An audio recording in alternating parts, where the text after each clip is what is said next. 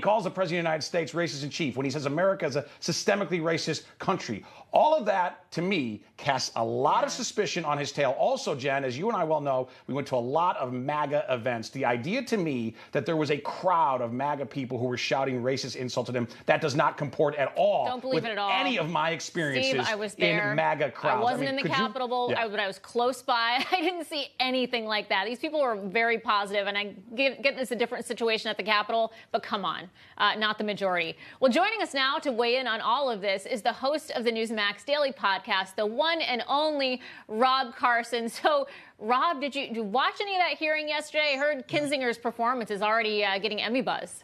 It is actually, and it's kind of funny because Adam Kinzinger, that was, I mean, dear God in heaven, what happened to pride? Honestly, he literally he went from crying to laughing in 5 seconds. He did, and I think it's because he was off his meds for a couple days. And then you look at the other Adam, Adam Schiff.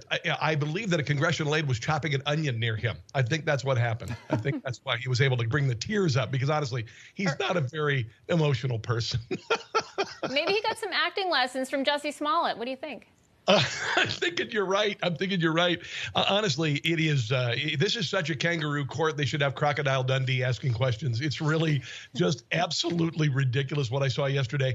First of all, Trump supporters are not racist. We invite everybody. I've been to Trump rallies, and Jen, you are exactly right. That is absolute nonsense. And if, in fact, people were chanting, "You are an N-word," 20 people, that would be videotaped by several people, at least, if not including his webcam. Honestly, or his webcam, his police, cam, body cam. Sure. That's absolute nonsense. It's an insult. It's an insult to Trump supporters. It's absolute nonsense. Now, if you want real people calling black police officers the N-word, go to an Antifa rally, okay? Go to a BLM rally. When you are fighting against the violence of Black Lives Matter, those guys get called the N-word all the time. That this man who is a Black Lives Matter supporter, that this man who is pictured with Nancy Pelosi, he is a political operative. He was called yesterday. Why weren't other police officers? What about all the hundreds of police officers who were asked to do selfies with grandmas? I'm serious. What about all the police officers open doors?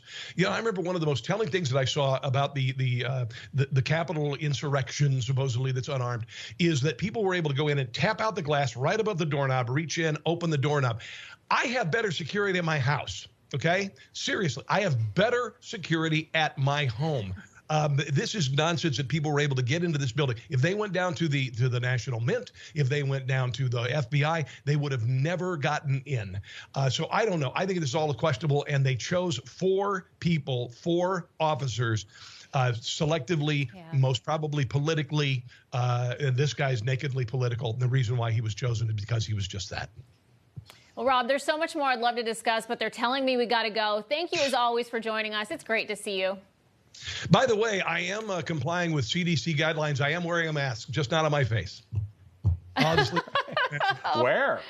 I love it. See you guys. Very good. Well, something to be left to the imagination there. Folks, you can catch Rob Carson's What in the World weekends right here on Newsmax TV.